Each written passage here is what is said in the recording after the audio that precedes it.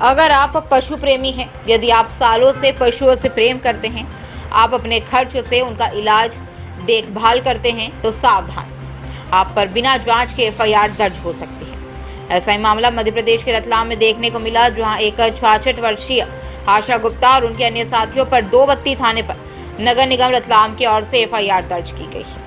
आगे हम आपको बताएंगे कि क्या था पूरा षड्यंत्र, लेकिन पहले जानिए कौन है आशा गुप्ता। देवरा देवनारायण कॉलोनी में मैं निवास करती हूँ और पशु प्रेमी हूँ। मैं पशु पक्षी की प्रेमी हूँ। मैं आज 45 साल से डॉगों की सेवा करती हूँ, क्योंकि मैंने किसी समय पे मेडिकल हॉस्पिटल से मैं रिटायर्ड हुई हूँ, रेलवे से। वहाँ पे मैंने एक जहर देते हुए मैंने देखा है और उनको तड़पते हुए भी देखा है। सो अब मेरे से नहीं देखा गया। आज के 25-30 साल पहले की बात बता रही हूँ। तब से मैं दिल से इनसे जुड़ी हुई हूँ। आज मैं रिटायर्ड हो गई हूँ, 66 साल मेरा चल रहा है। दरअसल आशा गुप्ता रेलवे से रिटायर होकर एनजीओ का संचालन करती है। सालों से पशु प्रेमी रही है और खुद ही देखभाल करती रहती है। डॉक्टर कुलदीप एनजीओ के मार्फत से टेंडर में जो इनका आया है और उसमें वहाँ पे जुलवानिया में वो ऑपरेशन कर रहे हैं, उनका फ़ोन आया था। उनकी रिस्पॉन्सिबिलिटी, वो कभी फ़ोन करते हैं कि भाई ऐसी बात है तो आप सुलझाओ जाके, क्योंकि मैं कमेटी की मेंबर थी मैं।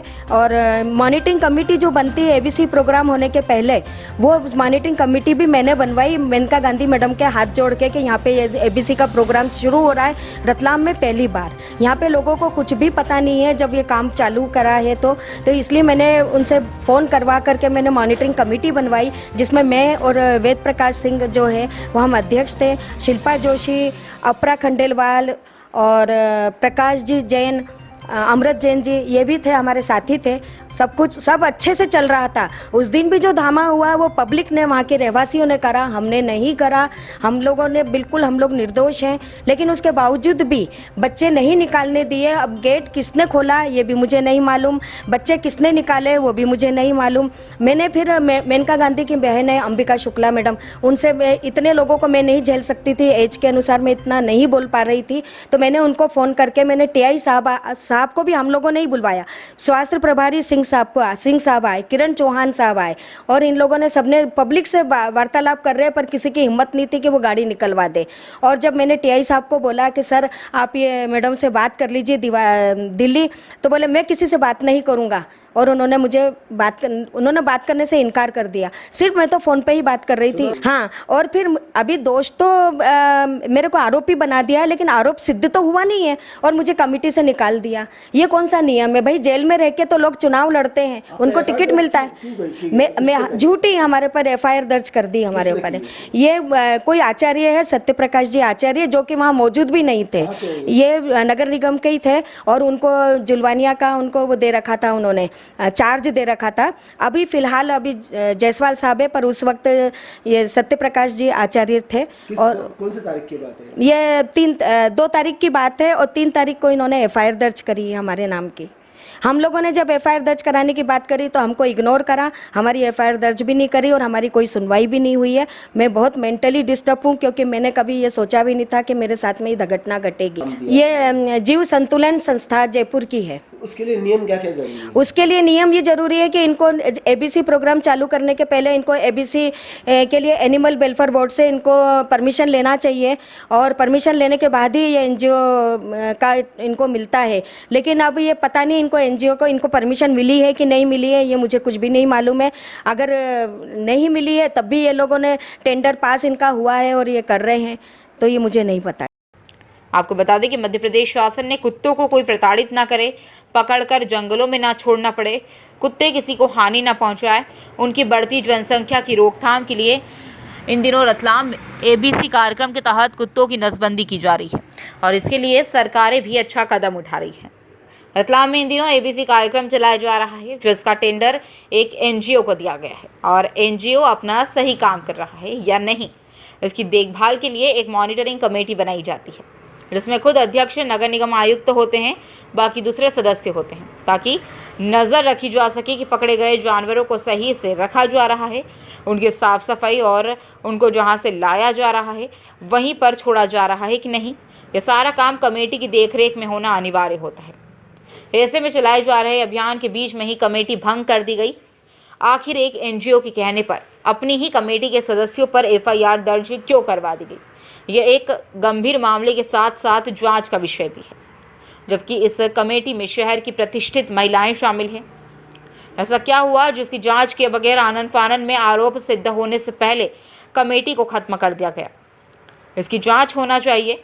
इधर नगर निगम आयुक्त सोमनाथ झारिया का कहना है कि एनजीओ अपना काम ठीक से कर रहा है, कुछ लोगों द्वारा बाधा डाली जा रही थी, इस वजह से एफआईआर जैसा कदम उठाना पड़ा।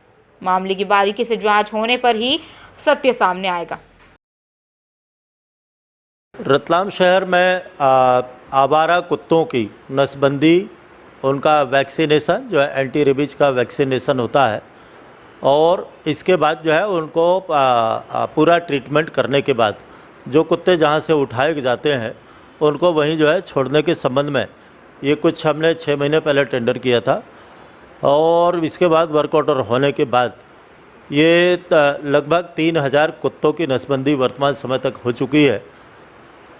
और भारत सरकार का एनिमल हस्बेंड्री डिपार्टमेंट है, उसके गाइडलाइन के अंतर्गत जो कुत्ते जहाँ से उठाए जाते हैं उनका वहाँ पर जो है एंट्री होती है, पूरा वहाँ उनका जो है पूरा जो है रिकॉर्ड रखा जाता है, उनका नाम किस एरिया से कितने कुत्ते लाए गए, उनका जो है किस तारीख में लाए गए, पूरा वहाँ पर जो है एंट्री होती है। दीवालों पे भी एंट्री होती है, रिकॉर्ड में भी एंट्री है।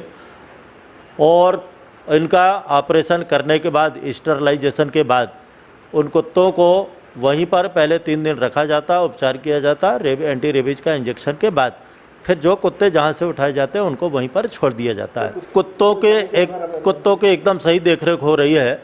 एक्चुअली जो एबीसी संस्था है वो उस पर वेटनरी डॉक्टर्स हैं जो उसका वहाँ पर यह ऑपरेशन करते हैं, तो उनका भोजन पानी हर तरह की एकदम शानदार व्यवस्था है।